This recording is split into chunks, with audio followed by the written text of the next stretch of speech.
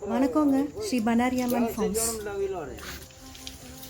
அவங்க செலக்ட் பண்ணி டேப் பண்ணி வச்சுருந்த எல்லா பாலையிலையும் ஒரு உடன் பிளாக் மாதிரி எடுத்துகிட்டு வந்து எல்லா பக்கமும் தட்டி விடுறாங்க. தெளிவு எல்லா பக்கமும் ஈவனாக ஸ்ப்ரெட் ஆகி அதில் ஃபோம் உருவாகுமா. அப்புறம் அது ஒரே இடத்துலையே சேர விடாமல் அதோட கான்சன்ட்ரேஷனை அதிகம் பண்ணி தரும்.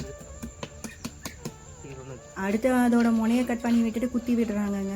அதை முனை கட் பண்ணுறதுக்கு காரணம் அதுக்குள்ளே ஏதாவது காற்று இருந்தால் அது நம்ம பாலையை கிழிச்சிடக்கூடாது, இல்லை அதை வெடிக்க வச்சிடக்கூடாது அப்படிங்கிறதுக்காக. குத்தி விடுறதுக்கு காரணம் ஏதாவது ஒரு திக்கான பார்ட் இருந்தாவோ, இல்லை ஜூஸ் எல்லா பக்கமும் போகாமல் இருந்தாவோ அது ஈஸியாக ஸ்ப்ரெட் ஆகிறதுக்கு ஒரு நல்ல சான்ஸாக இருக்குது.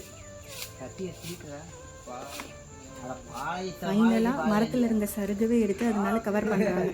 இதுக்கு காரணம் சூரிய வெளிச்சம் அந்த மேலே படக்கூடாது. அது போக ஏதாவது பூச்சி ஃபார்ம் ஆகிறது, இல்லை ஏதாவது அணில் கடிக்கிறது, பறவைகள் கொத்துறது, இந்த மாதிரி விஷயங்கள்லேருந்து அதை காப்பாற்றுறதுக்காக இந்த மாதிரி கவர் பண்ணி வைக்கிறாங்க.